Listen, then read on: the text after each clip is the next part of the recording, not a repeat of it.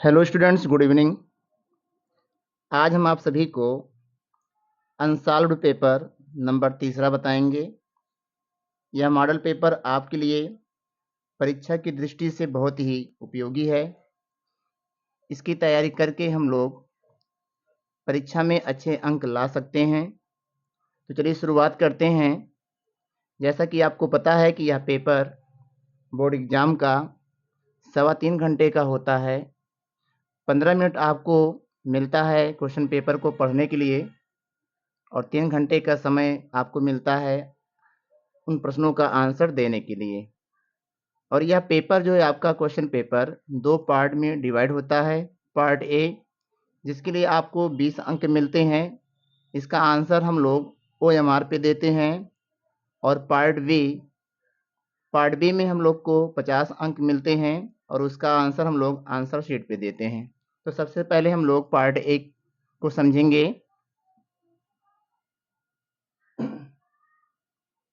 Part A part A multiple choice questions. यहाँ पे question number 1 से लेकर 3 तक यह आपका एक अनसीन पैसेज है। इस अनसीन पैसेज को 2 से 3 बार बहुत ही ध्यानपूर्वक आप लोग पढ़ें। पढ़ने के बाद यहाँ पर इसी से कुछ क्वेश्चन बनाए गए हैं। 3 क्वेश्चन बनाए गए हैं जो कि ऑप्शनल हैं। कहीं ना कहीं वो ऑप्शन जो यहाँ पर दे रखा है वो आपको इस क्वेश्चन पेपर में, इस मॉडल पेपर में कहीं ना कहीं ज़रूर मिल जाएगा और आप बड़ी ही आसानी से पूछे गए प्रश्न का उत्तर जान सकते हैं। जैसे लिखा है, a few days later from Premchand resigned his job of inspector of school after having worked in the department of 20 years. He was a free man after all. Now he could write novels and stories about his country and its people. In his books, he dealt with the lives of the peasant and workers. He revealed the greed and meanness of the money-lenders, landlords, and prides. He attacked the social evil like dowry and early marriage. He held society responsible for the sins of women. यह आपका passage है, आप पठित। पहला question कह रहा है, about whom could Premchand right after his retirement. Premchand retirement लेने के बाद किसके बारे में लिखे। हमने यहाँ पे देखिए लिखा है, he could write novels and stories about his country and it's people. तो आप देखिए इसका पहले क्वेश्चन का ऑप्शन डी राइट है। यहाँ पर भी लिखा है about country and it's people. Retirement होने के बाद प्रेमचंद अपने देशवासियों के बारे में और देश के बारे में लिखते थे, इसलिए पहले क्वेश्चन का ऑप्शन डी राइट हो जाएगा। फिर दूसरा क्वेश्चन कह रहा है, whom did he hold responsible for the sins of women। स्त्रियों पे जो अत्याचार होते हैं उसके लिए जिम्मेदार किसको उन्होंने ठहराया, प्रेमचंद ने। यहाँ देखिए, he held society responsible for the sins of women. यहाँ सोसाइटी दिया है तो हम सोसाइटी पे टिक कर देंगे। दूसरे क्वेश्चन का ऑप्शन बी राइट है, ऑप्शन सी राइट है, सोसाइटी।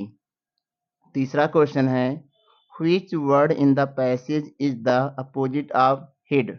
ये हाइड का सेकेंड फॉर्म है हिड, जिसका अर्थ होता है छिपना छिपाना। तो यहाँ पे आप देखें कह रहा अटैक्ड, रिवील्ड, रिजाइंड, हेल्ड। तो यहाँ पे रिवील्ड जिसका अर्थ होता है प्रकट करना, दिखाना, तो यहाँ पे हिड का अपोजिट रिवील्ड हो जाएगा। तो ऑप्शन बी को टिक करेंगे। अब आगे बढ़ते हैं, कह रहा है क्वेश्चन नंबर 4 से 8, choose the correct option to answer the following. The train had left the station before he, यहाँ पे डैश है, यहाँ पे क्या फिल किया जाएगा, तो यहाँ पे हम लोग ऑप्शन ए अराइव्ड फिल करेंगे, क्योंकि यह सेंटेंस एक कॉम्प्लेक्स सेंटेंस है। बनावट के आधार पे यह सेंटेंस हमारा कॉम्प्लेक्स सेंटेंस है। यहाँ पे बिफोर है, बिफोर के पहले वाला सेंटेंस आपका पास्ट परफेक्ट का है, हैड प्लस V3। अब बिफोर के बाद वाला जो सेंटेंस होगा वह आपका पास्ट इंडेफिनिट होगा। इस तरीके से हम यहाँ पे अराइव्ड क्रिया की सेकेंड फॉर्म का यूज करेंगे और सेंटेंस हमारा कंप्लीट हो जाएगा। पांचवा क्वेश्चन करा, if you want food you are. अगर आप भोजन चाहते हैं तो आप क्या हैं। तो यहाँ पे हम मेरे अकॉर्डिंग यहाँ पे हंग्री, आप भूखे हैं। जब आपको भूख लगेगी तो आपको भोजन की ज़रूरत होगी। तो यहाँ पे पाँचवें क्वेश्चन का ऑप्शन ए टिक करेंगे। छठवां क्वेश्चन है, आपको रीअरेंज करना है सेंटेंस जिससे कि बन जाए। यहाँ पे कुछ वर्ड्स दिए हैं, going, be, are, tar, to be, lesson, good, a, him, by और क्वेश्चन मार्क। अब यहाँ पे क्वेश्चन मार्क लगा है, इसका मतलब ये हुआ कि जो भी सेंटेंस हमारा बनेगा वो प्रश्नवाचक ही बनेगा। तो देखिए इसमें भी प्रश्नवाचक चिन्ह लगा है, दूसरे में भी है, तीसरे में भी है, चौथे में। इसका मतलब कि प्रश्नवाचक चिन्ह तो सभी में लगा है। अब आपको देखना है कि सहायक क्रिया किसमें आगे है। तो यहाँ पे बी है, यहाँ पे सहायक क्रिया आगे नहीं है, इसका मतलब डी तो बिल्कुल नहीं होगा। तो यहाँ पर आर है, यहाँ पे आर है, यहाँ पर भी आर है। तो आर के बाद सब्जेक्ट को लिखना है। तो यहाँ पर आर के बाद टू है, तो ये भी आपका बाहर हो गया, सी भी नहीं होगा। अब यहाँ आर भी है, यहाँ भी आर भी है, तो आर बी गोइंग, क्योंकि आर बी प्लस भी फोर लगता है। तो यहाँ पर हम are be going to be taught a good lesson by him, option B को टिक करेंगे। यह सेंटेंस पैसिव वॉइस में बन रहा है और प्रश्नवाचक में। सातवां क्वेश्चन कह रहा है which of the following words is miss spelled. तो यहाँ पे असर्टेन होगा, यहाँ सर्टेन होता, ए नहीं होना चाहिए। तो यहाँ पे मिस स्पेल्ड आपका सी है। आठवां क्वेश्चन कह रहा है monkeys were jumping from one branch to another. यहाँ पे फ्रॉम का सेंस आ रहा है, एक शाखा से दूसरी शाखा पे जंप कर रहे थे। तो यहाँ पे ऑप्शन डी को हम टिक करेंगे। आगे बढ़ते हैं, क्वेश्चन नंबर 9 to 10। यहाँ पे एक पैसेज दिया गया है और इस पैसेज से दो क्वेश्चन पुटअप किए गए हैं। चलिए देखते हैं।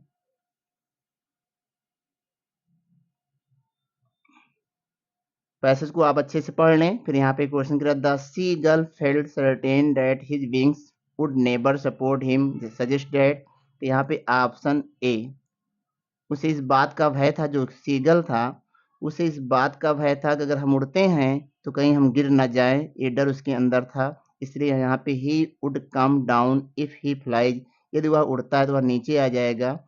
इसलिए हम यहाँ पे क्वेश्चन नंबर 9 के लिए ऑप्शन ए को टिक करेंगे।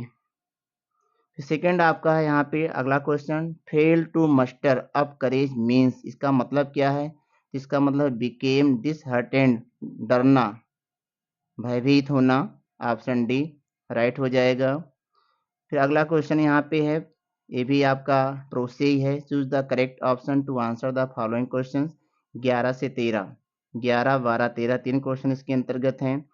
ये आपका लंच वाला चैप्टर है, a letter to God. Never in his career, यहाँ पे हम कैरियर को टिक करेंगे। As a postman had he known that addresses, address, तो यहाँ पे कैरियर हो जाएगा।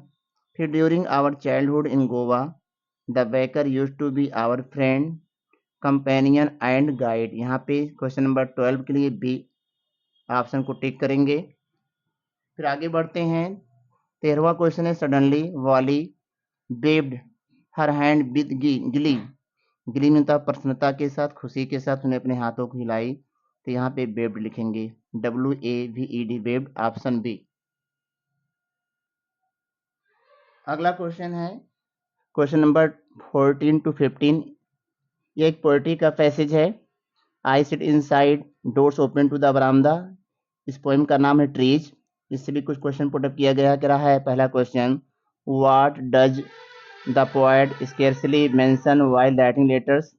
जब वो महिला या कवियत्री लंबे लंबे पत्रों को लिख रही थी उसमें किसका मेंशन किया था। तो यहाँ पे दिया है, I scarcely mention the departure of the forest from the house. तो यहाँ पे आप देख रहे होंगे, the departure of the forest from the house, option D.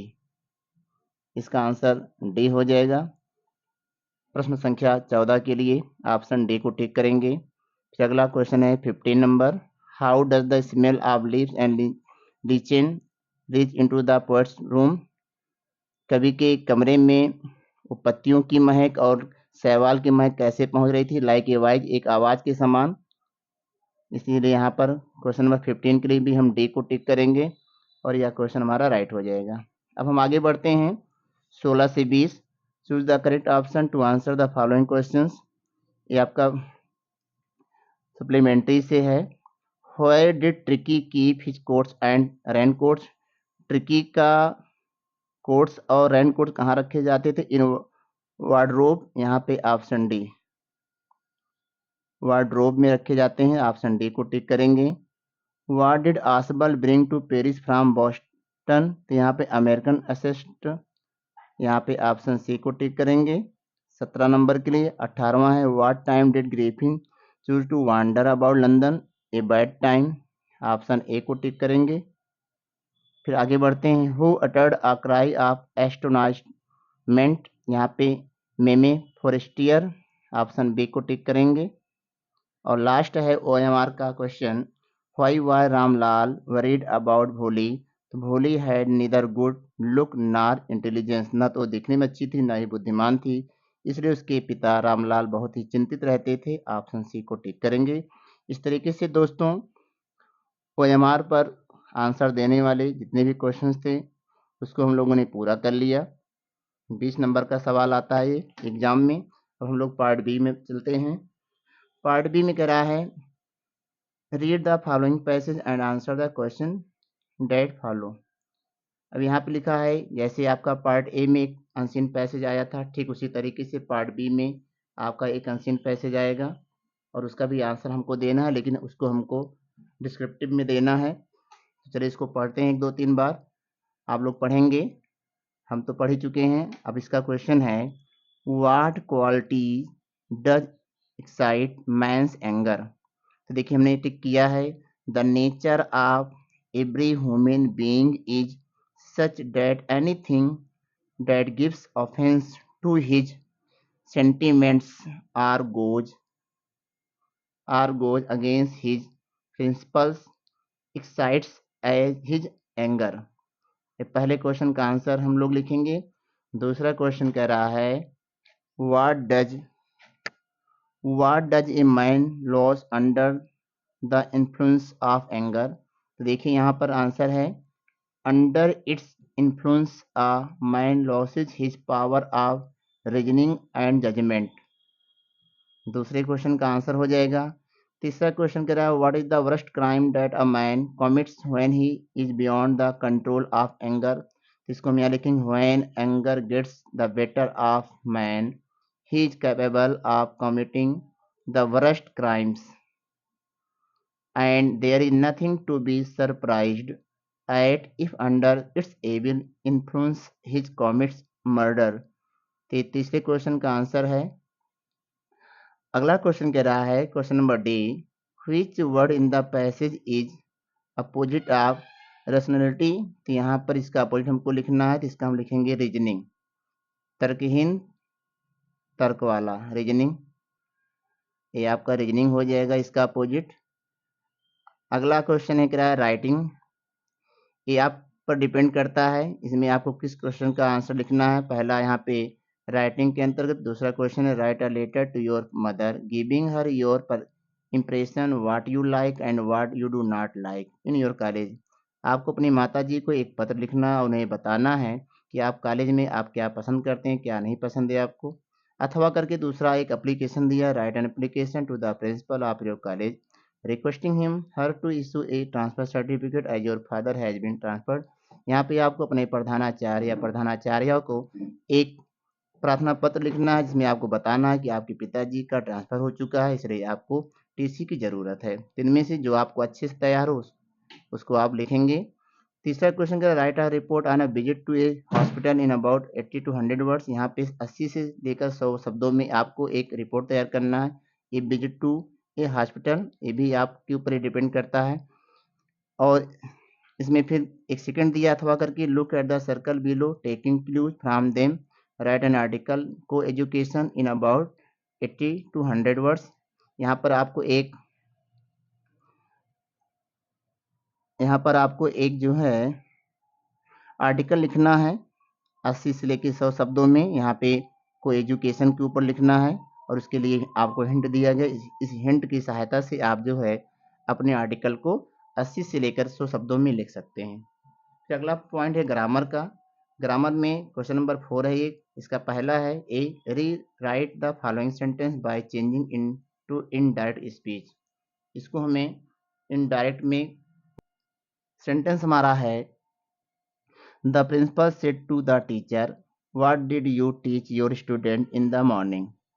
यहाँ सेंटेंस आपका सेकेंड टाइप इंट्रोगेटिव है, इसको लिखेंगे the principal asked the teacher what he taught his students in the morning। Question mark हटा के फुल स्टॉप लगा देंगे, या सेंटेंस हमारा डायरेक्ट से इनडायरेक्ट में चेंज हो जाएगा। दूसरा सवाल हमारा जो है पैसिव वॉइस से है, change the following sentence into passive voice. इसको पैसिव में बदलना है, नेबर प्ले डर्टी गेम। यह हमारा जो है एक इम्परेटिव सेंटेंस है, इसको हम पैसिव बनाएंगे। You are advised never to play a dirty game, या इसको हम ऐसे भी लिख सकते हैं दूसरी तरीके से, let a dirty game never be played. उसके बाद अगला सेंटेंस है पंक्चुएट द फॉलोइंग। यहाँ पे हमें पंक्चुएशन मार्क का यूज करना है, कहाँ पे कैपिटल लेटर, कहाँ पे फुल स्टॉप, कहाँ पे क्वेश्चन मार्क, सेंटेंस के अकॉर्डिंग हमको लिखना है। तो Priya the director of an English school. तो यहाँ पे प्रिया का पी कैपिटल में लिखेंगे, फिर कामा लगाएंगे। प्रिया का पी कैपिटल में लिखेंगे, फिर कामा लगाएंगे। उसके बाद the director of an English, तो यहाँ पे डायरेक्टर का डी कैपिटल में और इंग्लिश का ई कैपिटल में लिखेंगे। उसके बाद स्कूल का यस कैपिटल में, फिर आगे बढ़ेंगे इन देहरादून का जो है आप फिर डी कैपिटल में लिखेंगे। इतना लिखने के बाद सेड टू द टीचर्स, इसको लिखेंगे क्योंकि ये आपका डायरेक्ट में बनेगा।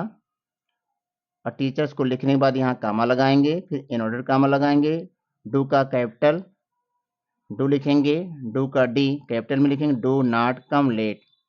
प्रिया comma the director of an English school in Dehradun said to the teachers comma in order comma do not come late. अगला सेंटेंस कह रहा है translate the following into English. इसका ट्रांसलेशन हमें करना है। कह रहा आजकल यात्रा बहुत असुरक्षित हो गई है। तो आजकल nowadays the travelling has become very unsafe. Nowadays the travelling has become unsafe. We can not travel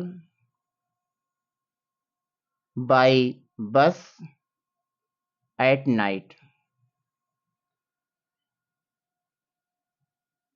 Some slunks, slunks, some slunks and robbers get right on the bus and without any security the buses goes through the deserted place in the night। इस तरीके से इसका हम translation करेंगे, जिसके लिए हमको 4 अंक मिलेंगे। अब बात करते हैं लिटरेचर की। तो यहाँ पे कुछ क्वेश्चंस पूछे गए हैं। लिटरेचर में क्वेश्चन नंबर 5वां है। यहाँ पे आपका ए और बी 2 क्वेश्चन है, लेकिन ये अथवा करके दिए गए हैं, इसलिए हम कह सकते हैं ए में 2 हैं और बी में भी 2 है। तो हमें यहाँ पर आप ए से 1 और बी से 1 का आंसर देना है 30 से 40 शब्दों में। एक क्वेश्चन का आंसर ए से और एक क्वेश्चन का आंसर बी से हमें देना है 30 से लेकर 40 शब्दों में। इसके लिए हमें 3-3 अंक मिलेंगे। आगे बढ़ते हैं। Answer any one of the following in about 60 word. या लॉन्ग क्वेश्चन है, यहाँ पर 2 क्वेश्चन पूछ रहा है। इन दोनों में से किसी एक का आंसर देना है, जिसके लिए हमें 4 अंक मिलेंगे। और शब्द सीमा यहाँ पर दिया है 60 वर्ड, 60 शब्दों में लिखना है। फिर आगे बढ़ेंगे। क्वेश्चन नंबर 7वां कह रहा how has the poet mood change as described in the poem dust of snow. फिर कह रहा है राइट अथवा write 4 lines of any poem. तो यहाँ पे इस क्वेश्चन का आंसर देना, अगर आपको आ रहा है तो इसका आंसर आप दीजिए कि किस तरीके से जो है पोएट का मूड चेंज हो गया इस कविता में, आपको बताना है।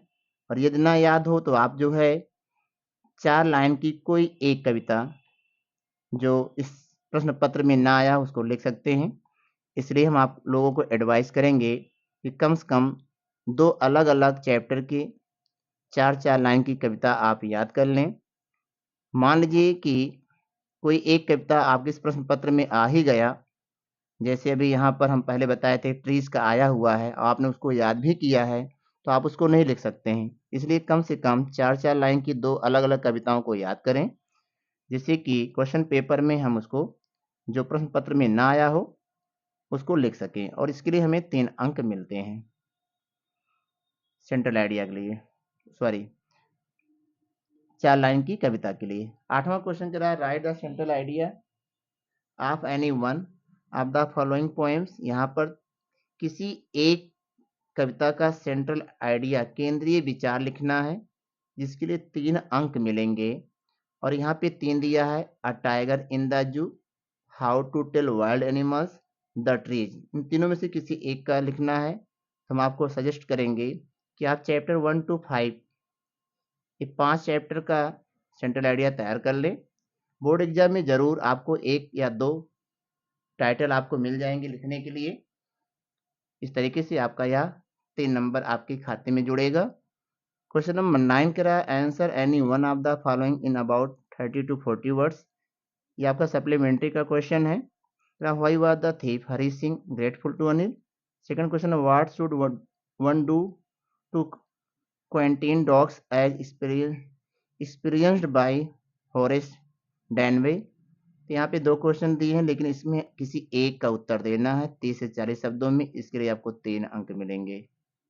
प्रोज में 2 का देना होता है, सप्लीमेंट्री में 1 का देना होता है। तो यहाँ पे आपको 3 अंक मिलेंगे।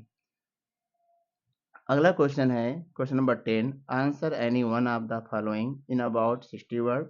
यहाँ पे 2 लांग पूछ रहा है, 2 में किसी एक को हमें 60 शब्दों में उसका उत्तर लिखना है, जिसके लिए हमें 4 अंक मिलेंगे। इस तरीके से अनसॉल्व्ड पेपर नंबर 3 हम लोग का कंप्लीट हुआ। धन्यवाद।